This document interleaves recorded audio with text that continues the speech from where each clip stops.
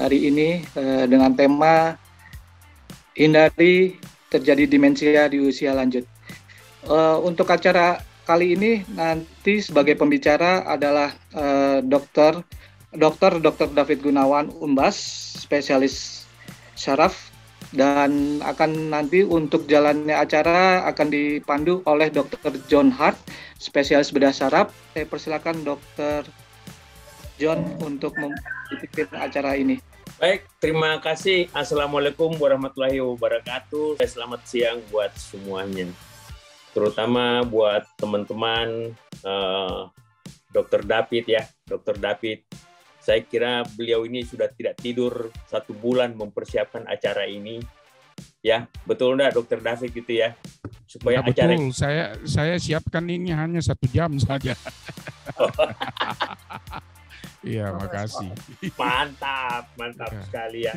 Jadi saya kira betul yang disampaikan tadi sama IMSI kita bahwa kita ini lama vakum. Lama vakum bukan karena tidak niat, tidak ingin, tetapi karena situasi pandemi yang tidak memungkinkan kita untuk bersuah lewat Zoom ini. Dan pada kesempatan ini sudah hadir di dalam forum ini Dr. David, Dr. Yusuf, Dr. Agus, Pak Kuntah mungkin sebentar lagi akan hadir. Kemudian sudah ada ya. Waduh, luar biasa laupan Jogja nih ya kan. Nah, laupan Jogja. Jadi Dr. David Gunawan Umbas ini laupan dari Makassar. Beliau ini adalah tenaga pengajar senior di bagian saraf Universitas Hasanuddin di Makassar. Ya, beliau adalah seorang doktor dan konsultan khusus untuk saraf. Dr. David pada hari ini akan akan sharing kepada kita atau memberikan pemahaman bagaimana kita menghindari demensia di usia lanjut. Baik, saya kira untuk tidak membuang waktu, saya persilakan Dr. David untuk mulai dengan judul hindari demensia di usia lanjut. Sebenarnya ini demensia, jangankan di usia lanjut, masih muda aja kita sudah kena demensia gitu kan. Jadi mungkin nanti Dr. David akan memberikan pemahaman yang lebih dalam tentang hal ini. Saya persilakan Dr. David, silakan. Terima kasih senior saya, Dr. John Hart, spesialis bedah saraf. Ya, Assalamualaikum warahmatullahi wabarakatuh. Shalom, Om Swastiastu, nama budaya, salam kebajikan. Baik, untuk tidak membuang waktu, mengapa saya mengambil judul ini? Karena ya memang kita harus hindari, walaupun kita masih muda, mulai hari ini juga kita sudah harus hindari, apalagi kalau sudah ada tanda-tanda, jangan ditunda lagi. Tidak boleh tunda untuk memperbaikinya.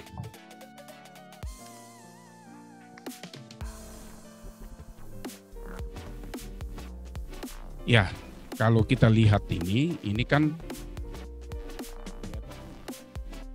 usia muda, ini taruhlah kita ini anggap dia dekade kedua, ketiga, keempat, kelima, keenam, ketujuh. Jadi dekade 2 itu 20 sampai 29. 3 itu 30 sampai 39 dan seterusnya 70 sampai 79. Kalau kita lihat ini cerminan permukaan apa yang dikatakan bahwa degenerasi yang duluan kelihatan itu bisa di kulit kita, yaitu di wajah. Mengapa? Karena kekenyalannya udah semakin hari semakin berkurang. Karena apa? Ada atrofi otot-ototnya ini. Nah, ya tentu yang lain juga, degenerasi yang lainnya juga demikian. Jadi ini yang kelihatan ya, yang tidak kelihatan nanti. Menjadi penuaan itu di mana senescence itu di mana proses di mana sel itu mengalami penuaan secara permanen. Dia bisa berhenti membela diri. Kita harus ada sesuatu yang membuat bagaimana caranya dia jangan berhenti saja. Justru kita perlu pertahankan minimalnya, dan kalau bisa dirangsang dia bisa membela diri lagi walaupun tidak maksimal. Otot ini bisa terjadi atrofi juga. Ya, tulang-tulang yang mengalami keropos, osteoporosis, pencernaan terjadi, fungsinya menurun, sehingga absorpsi daripada makanan itu menurun. Nah, begitu juga di jantung, kita lihat elastisitas otot jantung juga mengalami kemunduran. Kemudian pembuluh-pembuluh darahnya, baik pembuluh darah nadi, mulai dari aorta dan cabang-cabangnya sampai yang kecil-kecil ke seluruh tubuh, kemudian kembali nanti masuk ke jantung. Ini juga mengalami elastisitasnya menurun. Begitu juga di paru-paru, sehingga paru-paru, kenapa orang punya suara kalau orang tua itu menjadi kedengaran suara seperti tidak maksimal lagi, tidak powerful, karena paru-parunya mendorong udara keluar itu sudah tidak maksimal. Tidak volumenya ya. Kemudian oksigenasi juga tidak maksimal lagi, di mana cepat sekali capek dengan aktivitas terbatas saja bisa. Jadi kita semuanya harus hindari dari ini. Kemudian kalau lihat postur tubuh kan kita tegap awalnya waktu muda. Mengapa pada usia tua dia terjadi membungkuk? Karena ini tulang belakang ini ada shorebreaker-nya. Diskus intervertebralisnya di sini sudah mengisut, shorebreaker-nya mengisut, akhirnya fungsinya tidak baik. Dan kenapa pada usia tua orang bisa lebih pendek? Mungkin bisa pendek sampai 2-3 cm. Walaupun dia ditegakkannya, karena itu bantalan itu sudah mengisut. Akhirnya apa? Otot-otot juga terjadi atrofi, akhirnya tidak kuat untuk menyangga, akhirnya terjadilah bungkuk. Seperti inilah. Nah, otak juga demikian, volumenya mengalami pengecilan. Nah, kalau pengecilan tentu fungsi-fungsi daripada otak itu sendiri, sebagaimana daripada petan, nomenklatur dari Brodmann itu di situ di mana terjadi dominasi gangguan, maka di situ muncul gejala. Sebagaimana kalau kita lihat otak secara makroskopis, waktu kita masih kuat, masih muda, ini otaknya masih penuh, ya, volumenya masih seperti ini. Kalau di usia tua dia menjadi mengecil. Ini tulang tengkorak di sini ya. Nah, bayangkan. Kalau di sini juga ya tulang tengkoraknya begini. Nah, berarti ini menjadi ruang kosong. Di sini tulang. Dan dia punya antara sulcus ini menjadi lebih lebar karena ini otaknya mengalami penyusutan, menjadi atrofi. Itulah. Nah, kalau mengalami hal itu terjadi penuaan, maka ini yang kita mau bicarakan adalah demensia.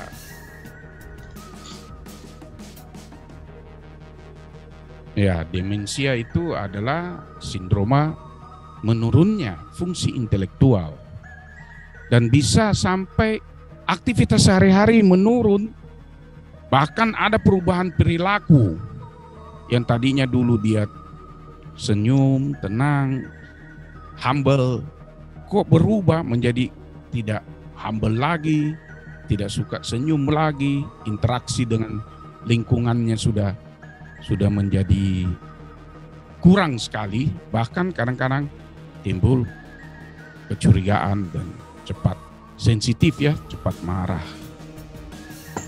Nah, itu pada tingkat yang sudah berat. Namun demensia itu kita bisa modifikasi agar supaya jangan mulai hari ini, supaya kita jangan jatuh sampai demensia yang berat. Nah, di dunia ini pada tahun 2015 itu manusia di dunia ini setiap 3 detik mengalami demensia. Ini berbicara dari kejadian, angka kejadian.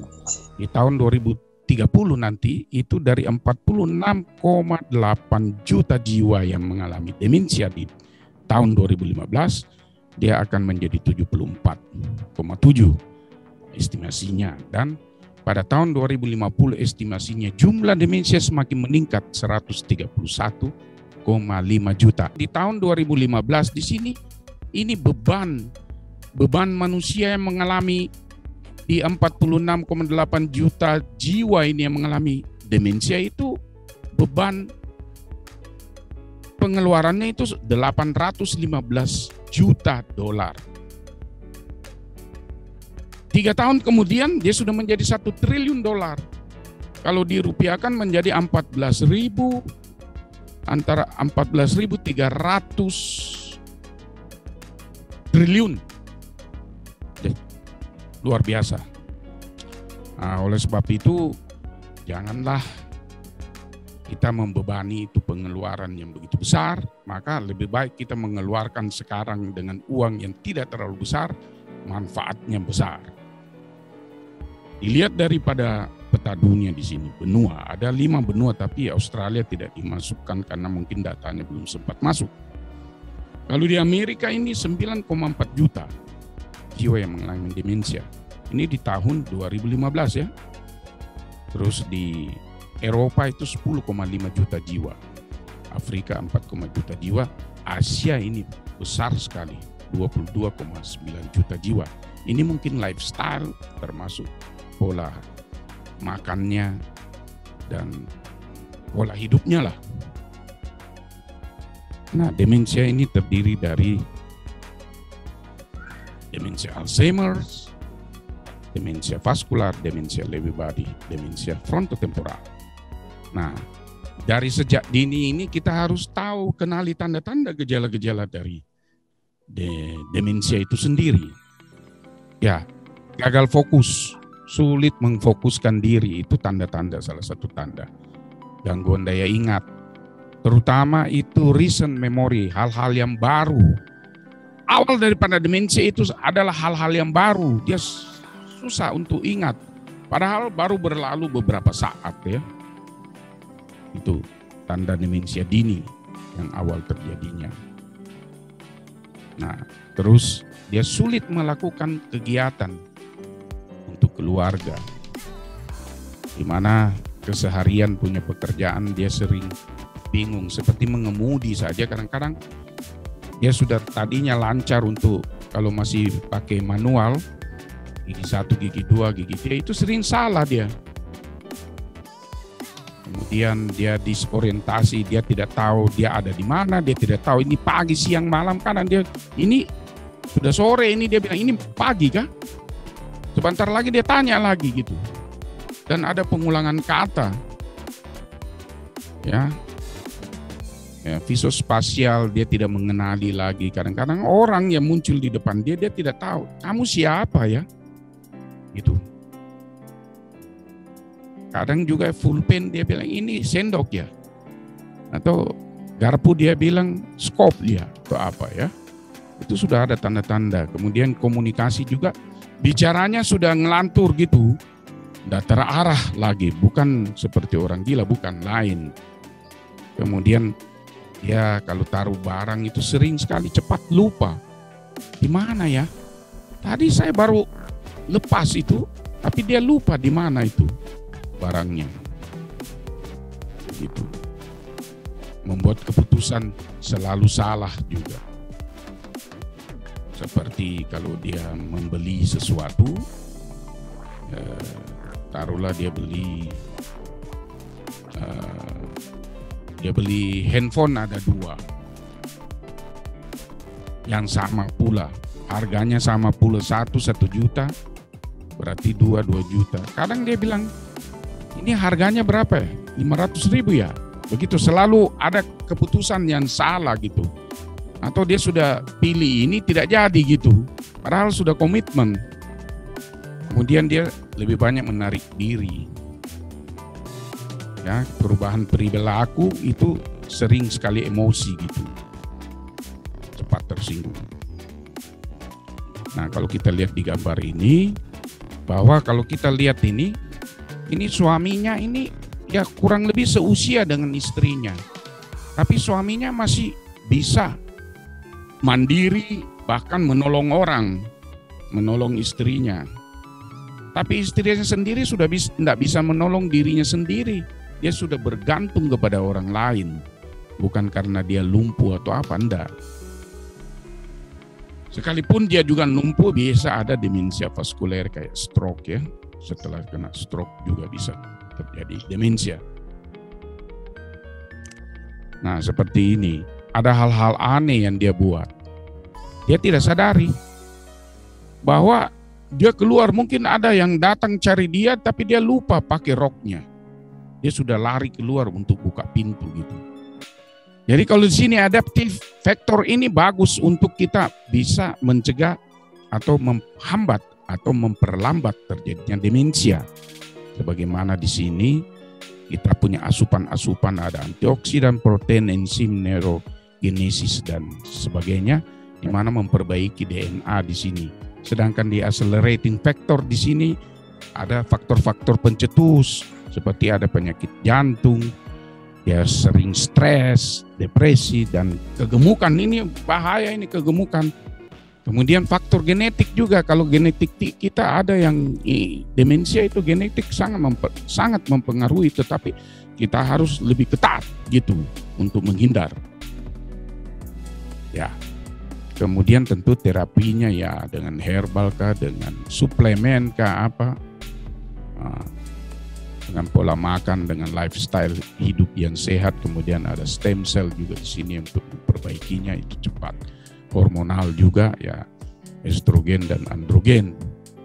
Dimana kalau kita tidak cegah dari sekarang itu kita cepat terjadi, kalau perempuan ya menopause, laki-laki bisa cepat terjadi andropause. Ya, pencegahannya ini sebagaimana jantung kita harus selalu sehat. Bagaimana menyehatkan? Berarti kan pengaruh daripada makanan itu sendiri juga, agar supaya sistem neurokardiovaskuler ya seluruh tubuh lah, sistem pembuluh darah kita itu harus sehat supaya jantung kita tidak terbebani. Kemudian olahraga di sini harus rutin, produktif supaya ada pembuangan zat-zat yang berlebihan di dalam tubuh. Otak itu selalu harus distimulasi.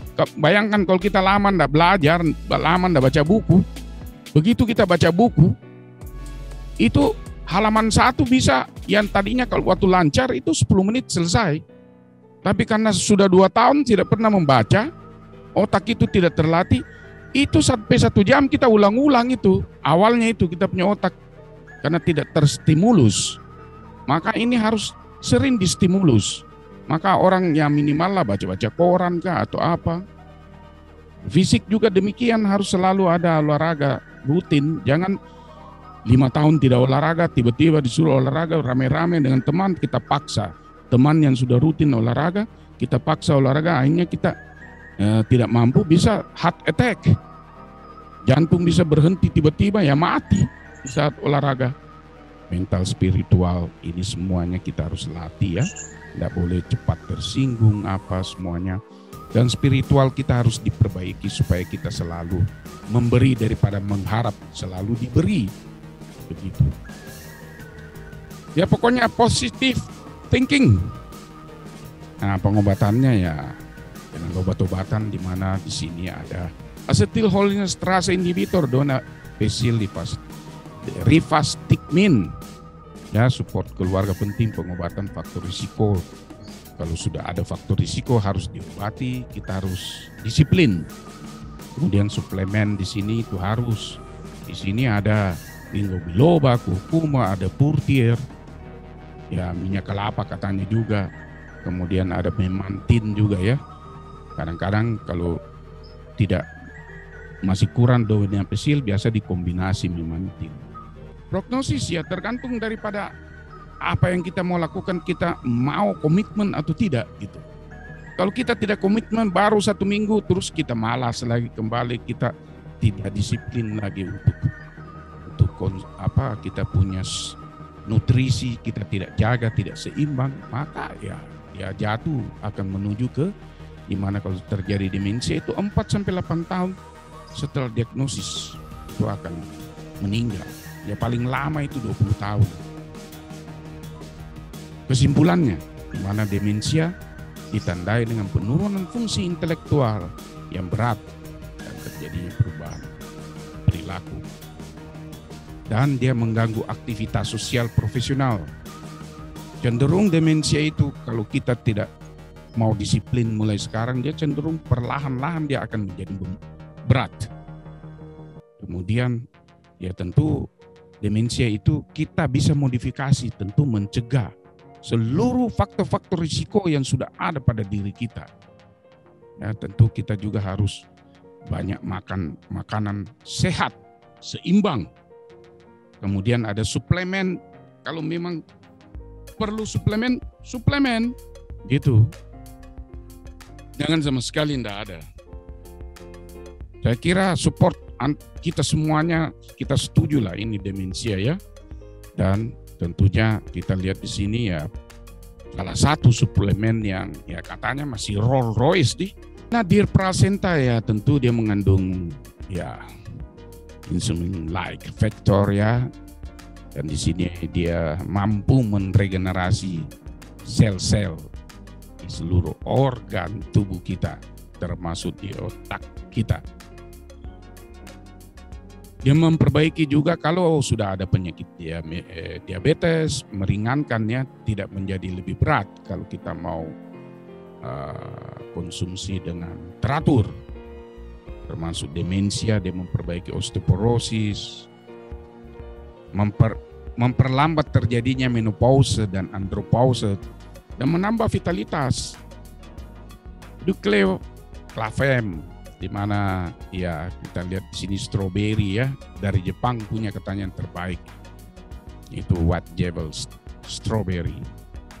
Dia memperbaiki, mengatur pembentukan DNA, kemudian ya sistem imun juga dia tingkatkan, dia bersifat anti-inflamasi, bakteriostatik, kemudian antioksidannya tinggi. Nah, di sini ini yang Dokter Kunta yang paling tertarik di sini karena dia seorang bedah onkologi sama-sama Dokter Yusuf.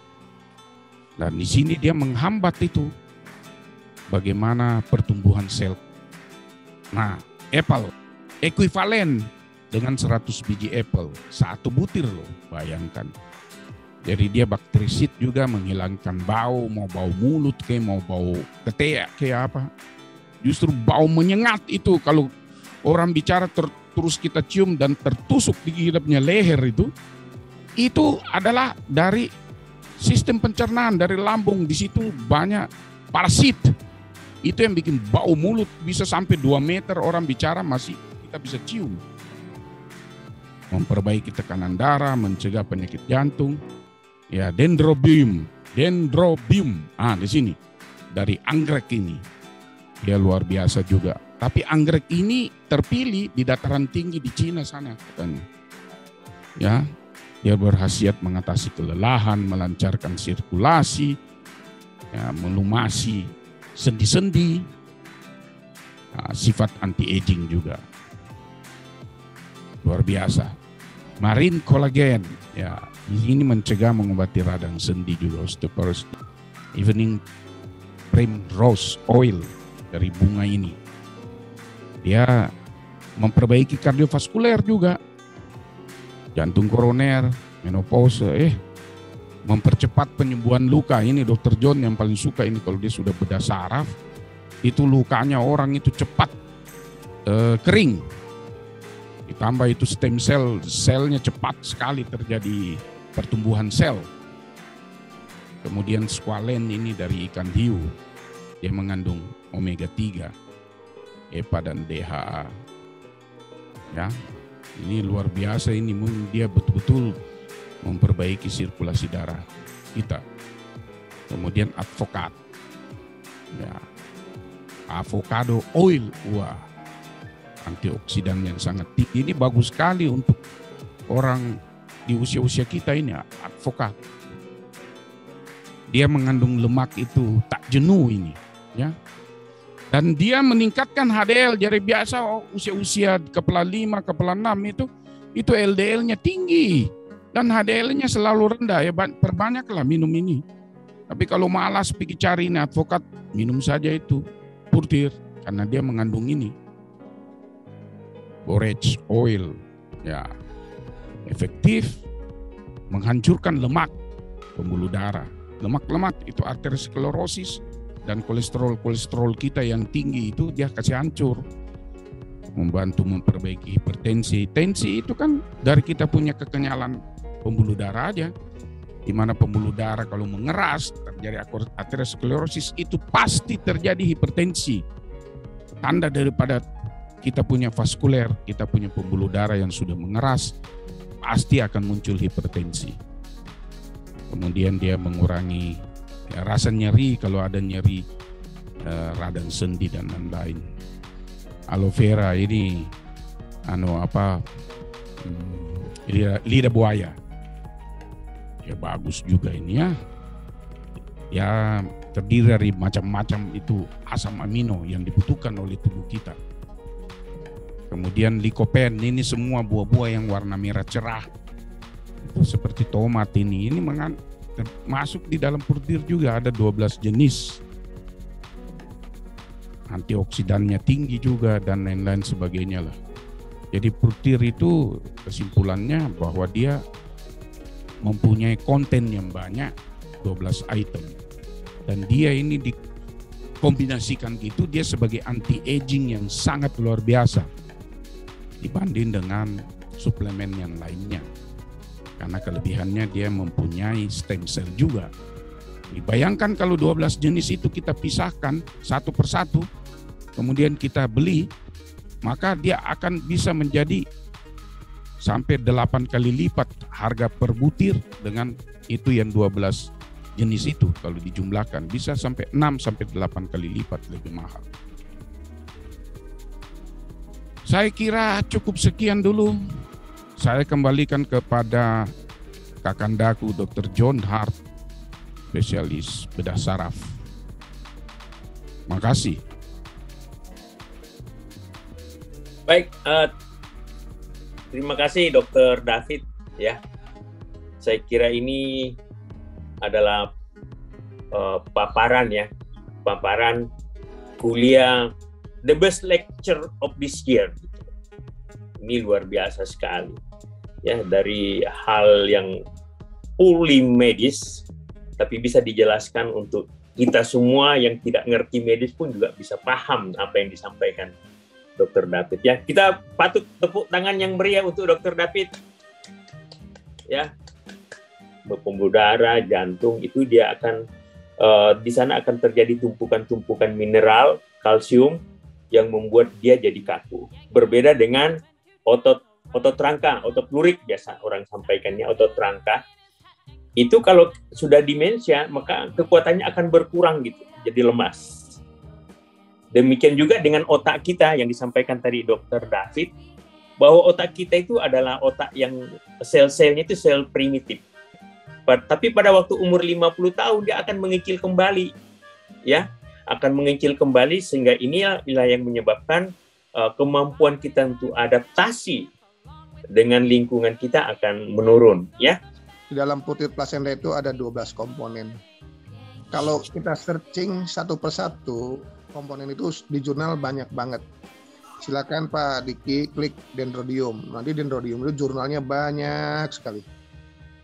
Satu lagi misalnya fucoidan ya, yang tadi dikatakan sebagai anti kanker, anti tumor karena saya bergerak situ.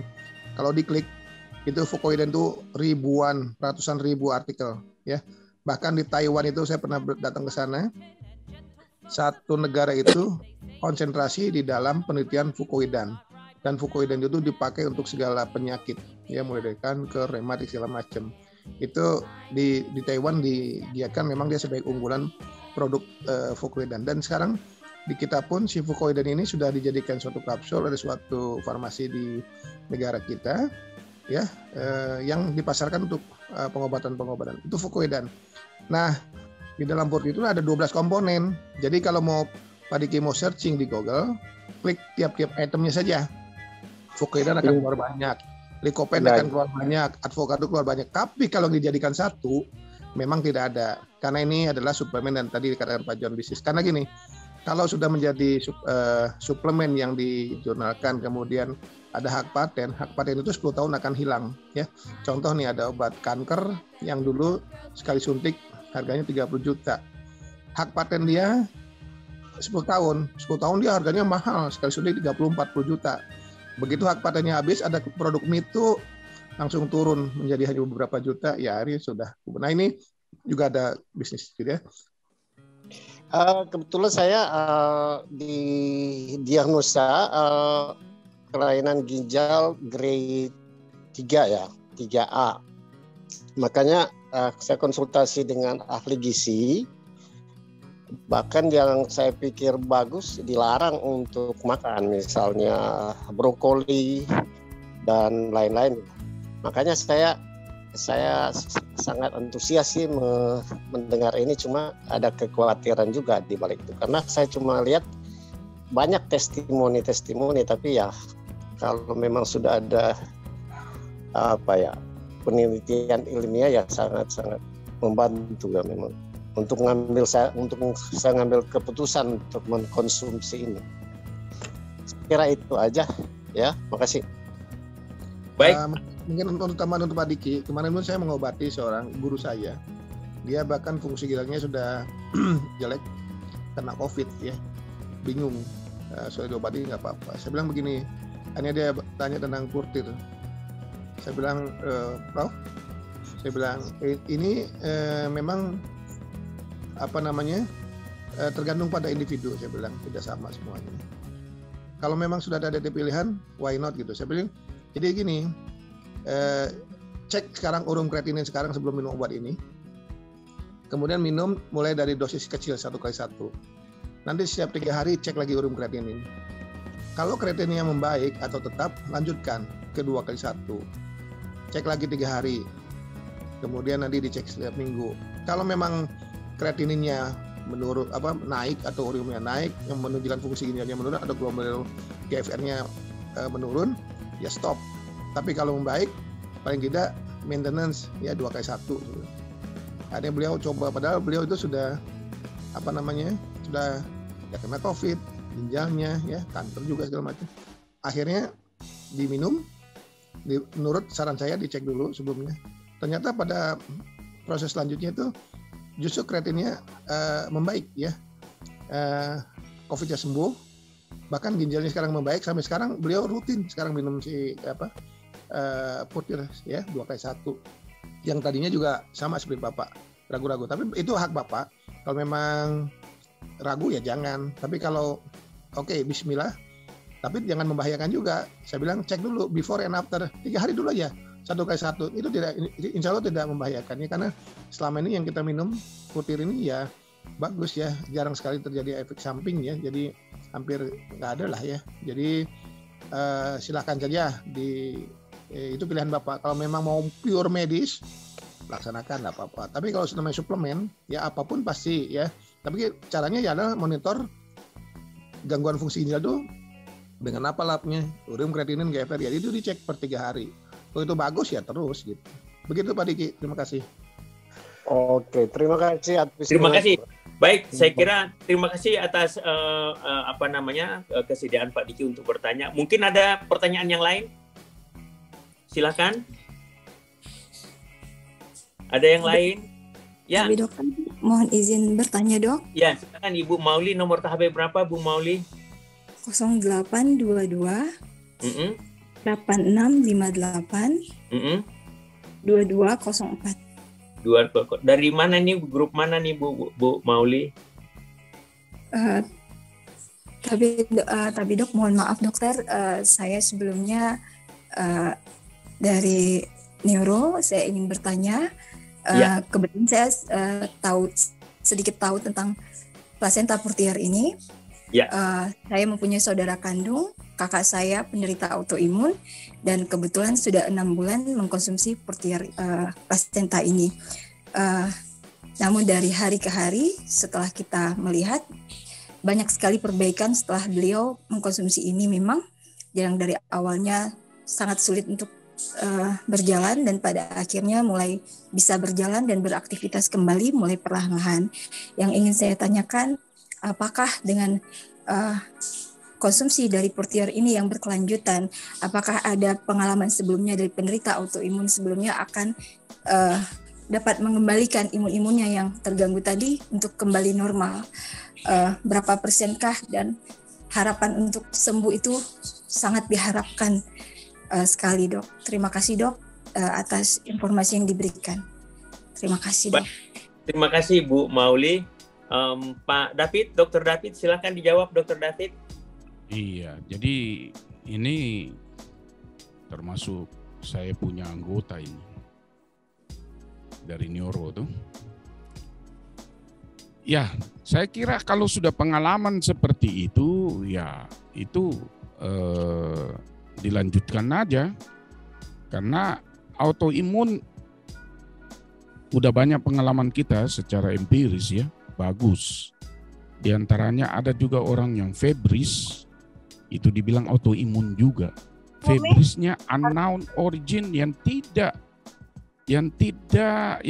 sudah tim yang menanganin, demamnya itu tidak mau berhenti. Kalau berhenti paling sejenak saja, dia pulang di rumah banyak gerak sedikit saja sudah demam. Tetapi setelah saya memberikan dia Portier, dia minum sampai sekarang, itu luar biasa.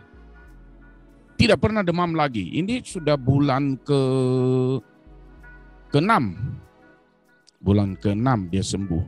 Dia sempat dirawat di Siloam Lippo Karawaci. Itu tim yang menangani. Itu berapa dokter itu. Tidak diketahui dia punya sebab demam. Dicari periksa ini, periksa itu. Periksa HIV-nya, periksa macam-macam lah. COVID itu sudah banyak kali di swab, tetap negatif. Ya, tifoid juga tidak ada, demam berdarah juga tidak ada. Pokoknya hampir lengkap dia diperiksa sampai di PET scan itu dia. Ditakuti bilang ini ada satu cancer. Tidak ditemukan juga. Saya bilang kalau tidak ada jalan lain sudah you minum ini aja, you coba. Dia minum baru 2 hari terjadi perubahan yang banyak sekali. Dan hari ketiga dia sudah ke mall. Karena lelah di mall dia pulang ada terjadi demam, dia turunin dosis. Yang saya tadinya awalnya kasih dia 3x2, dia turunin menjadi 2x1. Saya bilang jangan dulu. Akhirnya dia kembalikan. Keesokan harinya dia nyetir. Dia nyetir itu dari Bogor dia nyetir ke Jakarta. PP sampai malam pulang itu sudah tidak ada demamnya. Sampai hari ini dia cuma minum 2x1 aja, sudah lama. Jadi ini empiris, faktor-faktor daripada penyakit-penyakit autoimun. Ya. Kalau dia belum terlalu maksimal, tingkatkan dosis. Nantilah bisa konsultasi dengan saya, tanya-tanya melalui WA saya kah atau di telepon, ya. Jangan ragu kalau sudah bicara Portier, kau telepon saya. Enggak usah ragu-ragu, karena kalau di pendidikan mungkin kau takut-takut mau nelpon saya kan. Ini tidak, kalau kita sudah bicara Portier, kita sama semua di sini. Tidak ada pemisah lagi. Itu persaudaraan kita kalau di suplemen ini. Sayangnya ini pandemi, kalau tidak kita buktikan kita bisa keluar negeri, itu banyak sekali seluruh dunia kita ketemu kayak saudara kandung gitu. Gitu ya. Iya.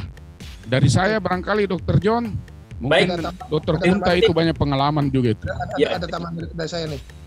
Silakan. Jadi begini. Kalau kita lihat kandungan Portier itu ada 12, tapi kalau kita mampatkan itu jadi 5 ya. Jadi satu, Portier placenta itu untuk reparasi selnya. Ya, karena dia men-trigger untuk terjadinya perkembangan stem cell. Yang kedua, dia asam amino esensialnya lengkap ya, 18 ya. Kemudian dia ada anti-inflamasi yang kuat, antikoagulan. Kemudian juga dia anti cancer sebagai meningkatkan apoptosis. Jadi sebetulnya semua yang dibutuhkan oleh sel tubuh itu udah disiapkan di dalam portir. Ini contoh. Dan kita tahu kalau namanya penyakit autoimun, kalau dari dunia medis kita tergantung pada kortikosteroid ya, methylprednisolone dan lain-lain yang kita tahu sendiri efek sampingnya nanti pada lambung ya, pada dan lain-lain lah, dengan termasuk sampai ke moon phase. Ini pengalaman ya, mungkin ya karena ini cucu saya sendiri.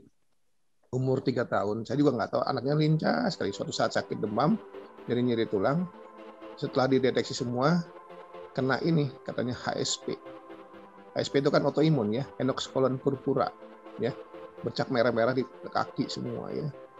Aduh, sedih banget. Dan dirawat selama seminggu, udah diinfus segala macam oleh seorang profesor anak ya. Udah paling yang terbaik lah. Pada hari ke-7 udah seperti dehidrasi, udah nggak bisa apa-apa, udah dikasih obat segala macam, obatnya ya itu lagi kan, methylprednisolone, apalagi dikasihnya tuh yang dalam bentuk serbuk ya, anak makin, padahal dia sudah melena, sudah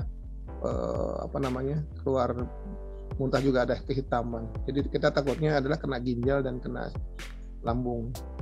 Nah di dalam keadaan yang sudah dalam tanda kutip itu hopeless ya, istri saya ingat dulu pernah sembuh GERD-nya dengan minum Purtir. Lalu secara refleks itu, karena cucu saya itu suka minum teh manis, si Purtirnya itu dijadikan satu, disendok seperti teh manis campur, langsung diminumkan gitu.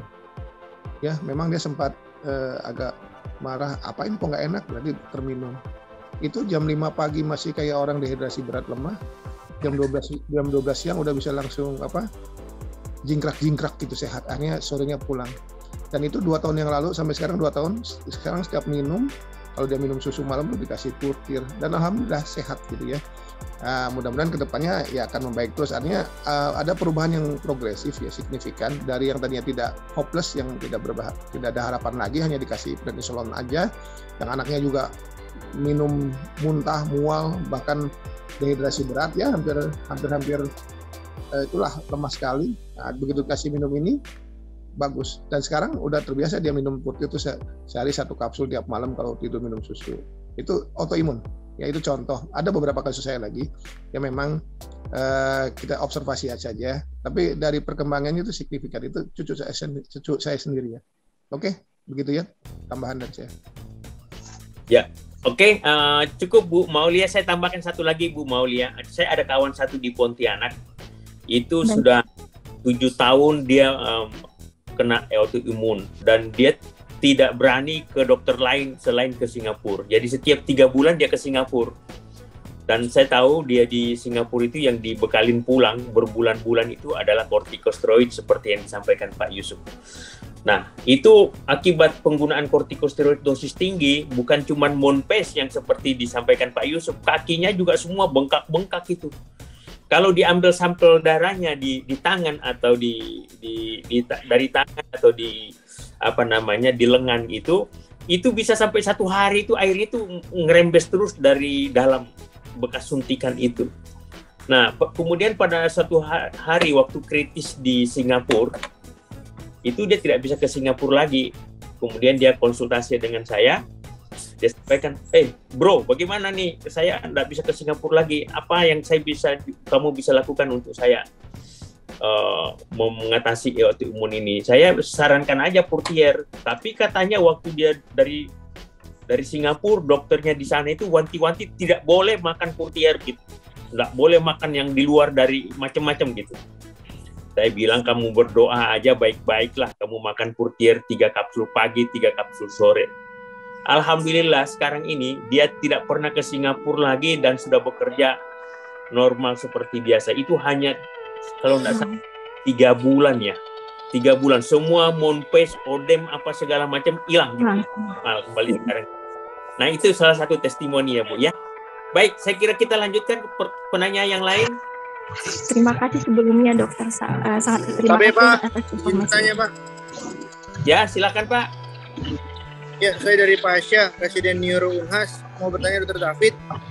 Ya, silakan Pak, langsung aja. Ya, apakah dapat dicegah hanya dengan konsumsi suplemen saja Dok? Mohon arahannya Dok, terima kasih Dok.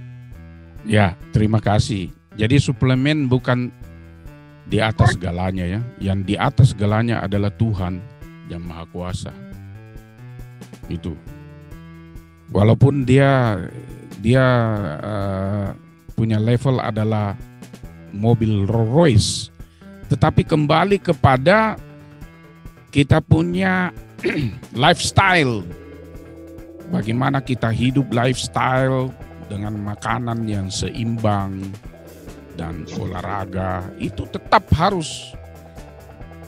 Suplemen itu hanya sebagai penambah. Jadi untuk mengatasi masalah itu, dia kalau sudah tidak ada jalan lain, kita selalu mencoba pakai. Karena empiris banyak sekali kasus-kasus yang sulit, ternyata setelah dikombinasikan ya dengan pengobatan dokter, itu banyak sekali membantu. Dulu epilepsi itu pernah dikatakan sebagai kontraindikasi, tapi saya tidak percaya karena itu dulu ada salah tulis. Saya meyakini, tetapi saya mencoba kasus-kasus epilepsi, ternyata dia baik, bahkan ada yang sembuh. Saya juga jadi bingung. Inilah empiris saya terhadap bukan satu kasus ya, terhadap beberapa kasus epilepsi contohnya.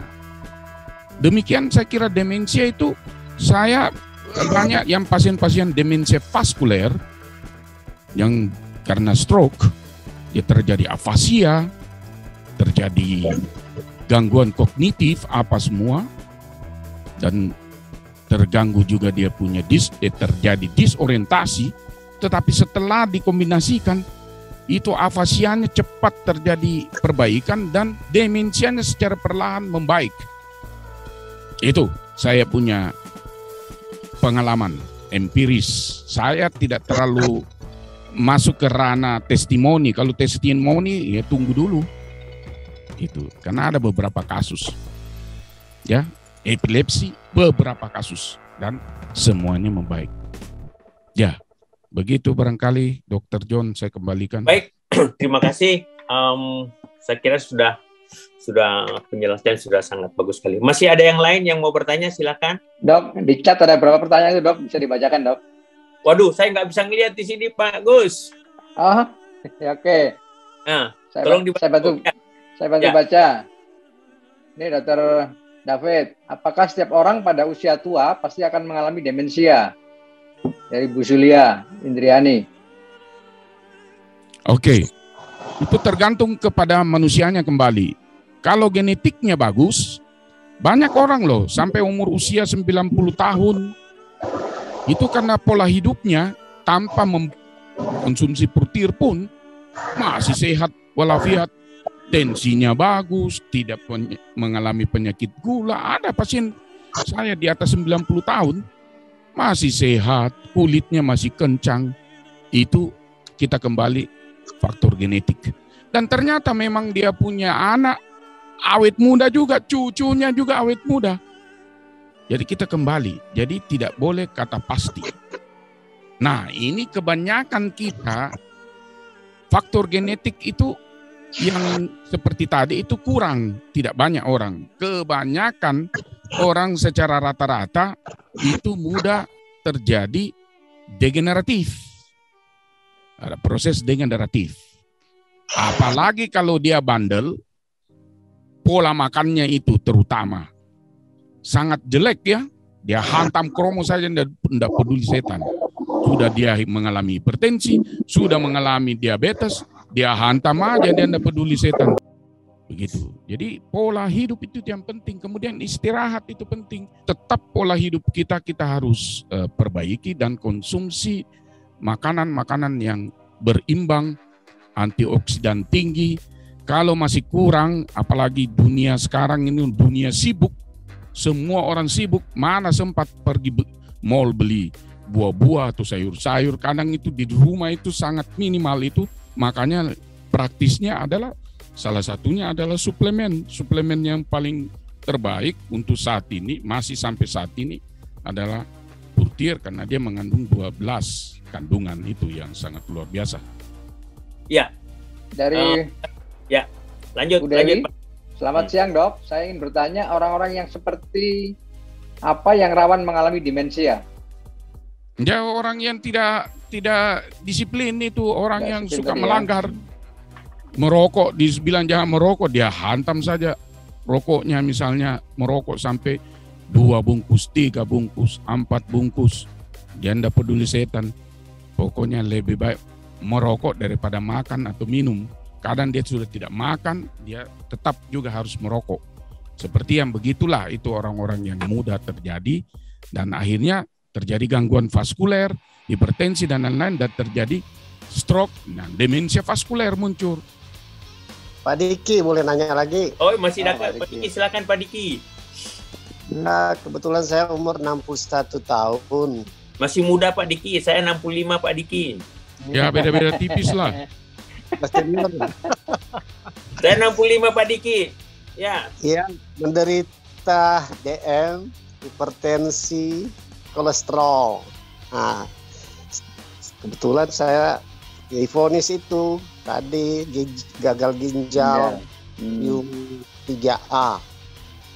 Jujur aja ini saya udah ya coba lifestyle untuk jadi sehat.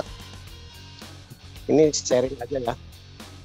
Karena saya jalan kaki setiap pagi 1 jam. Konsultasi dengan dokter gizi bahkan sekarang dikurangin seminggu 3 kali aja.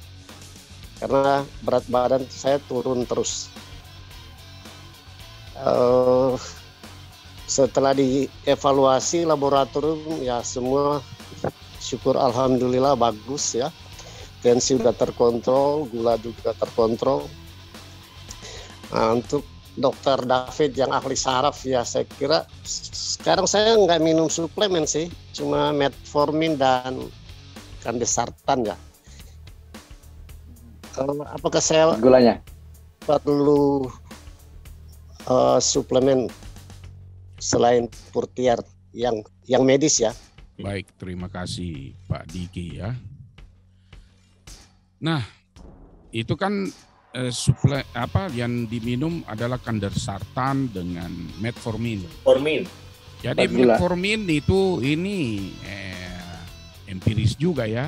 Saya belum baca secara ilmiah, tetapi jujur aja ada beberapa teman sejawat yang minum metformin yang cukup panjang, kalau sudah bunyi tahunan, itu pada umumnya menjadi lebih kurus. Saya tidak tahu bagaimana prosesnya, yang jelas ada atrofi otot-otot tertentu. Biasanya itu dia atrofi di deltoidnya, ya di sini, di kaki, tungkainya. Kalau pola makan tetap tidak bagus, maka itu di bagian tengah tetap besar. Jadi lingkar perutnya itu tidak turun. Ini metformin. Kalau statin terutama simvastatin itu menjadikan juga otak bisa terjadi atrofi. Nah, statin juga itu bisa menurunkan libido. Ini empiris kita.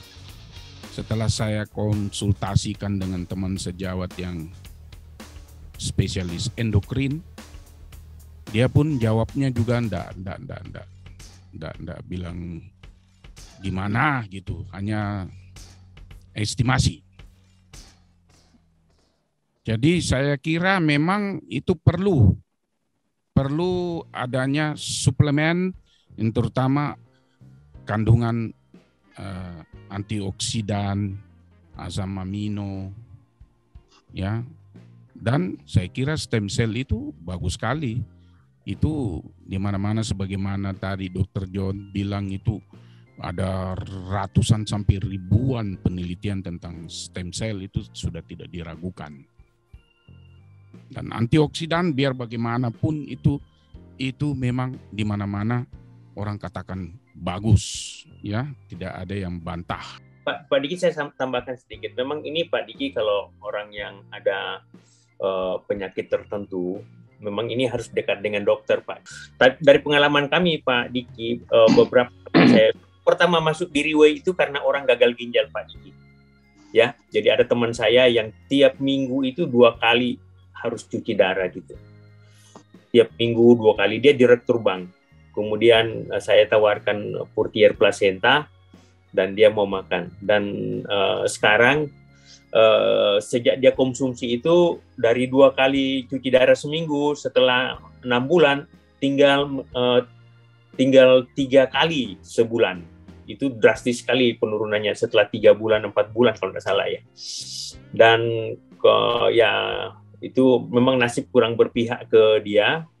Dia karena merasa sudah sehat, ya sudah sehat. Kemudian dia ke daerah melihat-lihat kebun kelapa sawit, dan di sana dia kena ampal gitu loh Pak. Akhirnya dia kembali ke pangkuan Yang Maha Esa. Tetapi secara kronologis Pak, saya yakin banyak sekali testimoni tentang manfaat Portier Placenta ini terhadap mereka-mereka yang sudah divonis gagal ginjal. Gitu ya Pak Diki ya. Nanti seterusnya bisa diskusi dengan Dr. Yusuf dan Pak Agus di Jakarta. Bisa diminta nomornya Pak Diki ya. Oke. Masih ada yang lain kira-kira? Saya tambahkan sedikit ya untuk Pak Diki ya. Pak Diki ya. Ya. Ya, coba Pak Diki lihat itu video saya itu. Jadi Pak Diki umur 61, tahun berapa lahir? Kalau saya 61, 1959, tanggal 17 September, jadi sedikit lagi saya sudah 62 tahun. Saya punya kegiatan sebagaimana digambar video ini adalah 2 minggu lalu ini. Jadi itu adalah video 2 minggu lalu. Itulah saya punya penampakan. Jadi salah satu untuk mencegah bagaimana supaya tidak terjadi demensia, maka otak kita harus kita stimulus terus. Sebagaimana kalau saya hobinya nyanyi, saya main musik, saya ciptaan saya ini, saya cipta lagu, itu saya stimulus otak saya. Oh, stimulus. Kalau itu bisa masuk satu grup kita ini. Iya. Saya punya ruangan khusus untuk ruang karaoke di rumah saya. Oh, dengan Pak Diki ya. Ya, kalau saya ruangan bukan cuma karaoke, saya tidak terlalu suka. Saya ruangan ini ada ruangan studio musik dengan ruangan studio rekaman. Jadi saya ini di ruangan studio rekaman, di ruang operator saya Zoom ini. Jadi saya pakai perangkat studio rekaman saya ini dalam untuk tinggal di mana, Dokter David? Saya tinggal di Makassar, Pak, di Jalan Arupala, di perumahan Angin Mamiri. Di situ saya punya studio tersendiri, di rumah sebelah itu saya khususkan. Jadi di sini lengkap, saya punya alat. Jauh lah, saya di Bogor, di Sentul City. Sendiri ya, jauh sayang. Jadi jadi beberapa artis sudah pernah datang sini, Andrea Nusa, ada juga dari JK Record itu datang di sini. Dan ada beberapa film-film besar itu dia pakai take audio di studio saya. Saya lupa judul-judul film. Mantap. Ya, begitu kira-kira. Oke, siap Pak David. Masih ada pertanyaan yang lain? Siap ya Pak Diki ya? Silakan Dr. Wulan. Pak Dr. Wulan. Assalamualaikum warahmatullahi wabarakatuh. Selamat siang. Waalaikumsalam. Diberi Portier, saya coba sehari dua kali 1 dokter.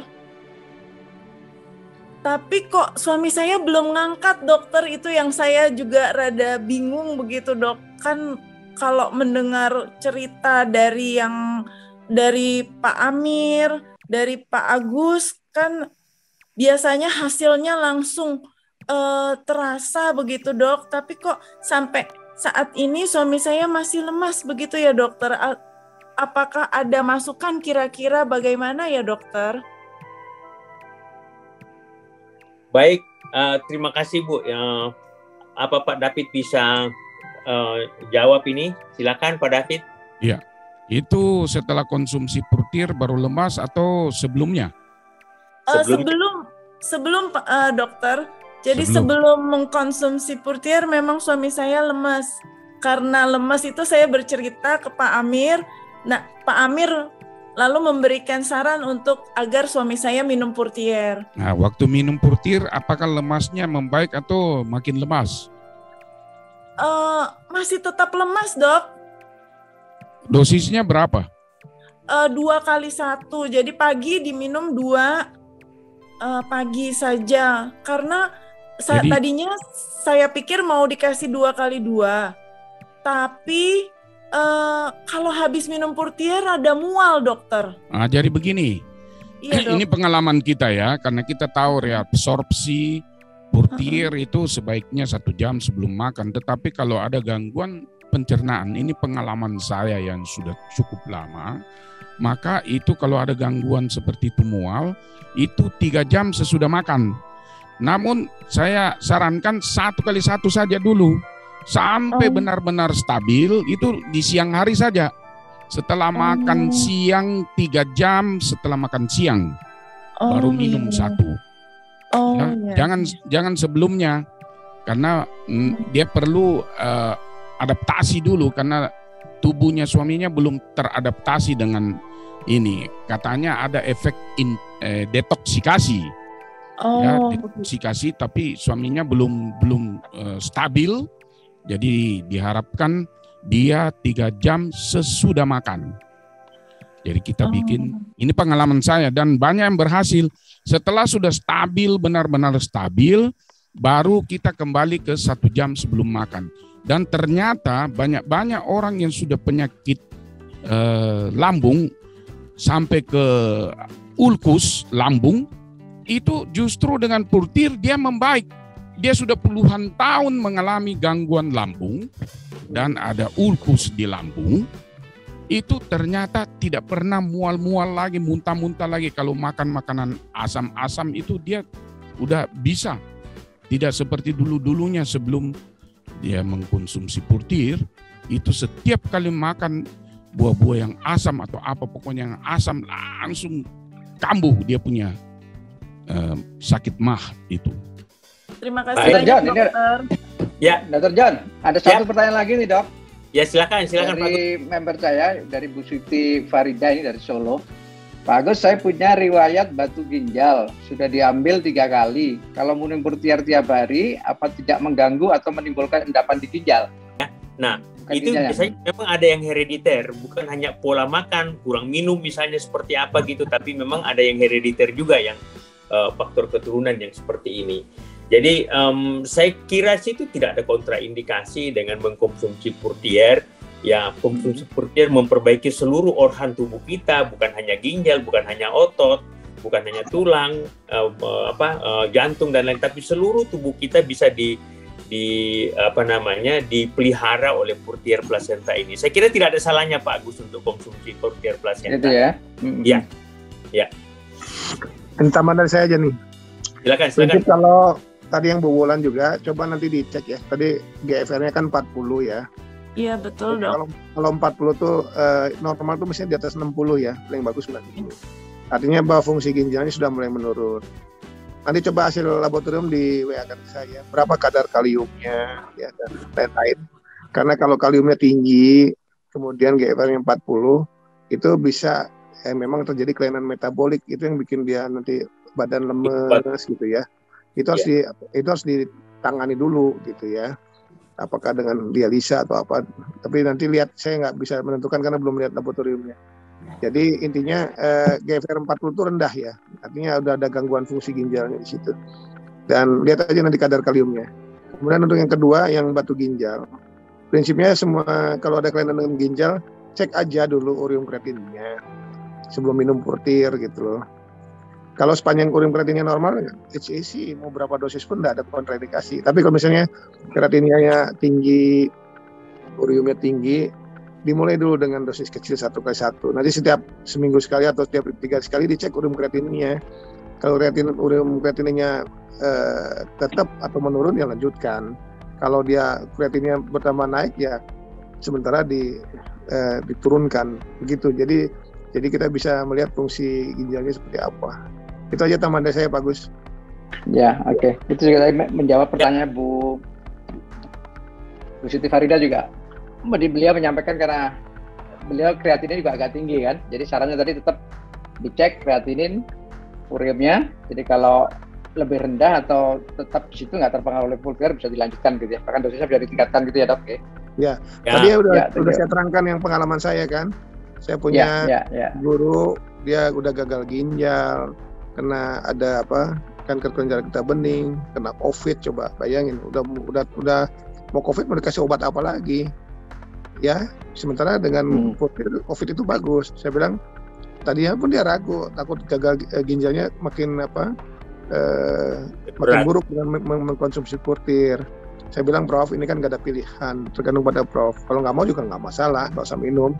Sedangkan medis sama kan nggak ada, no choice lagi. Nah kalau mau minum Purtir, cek kreatinin ureumnya sekarang sama GFR-nya.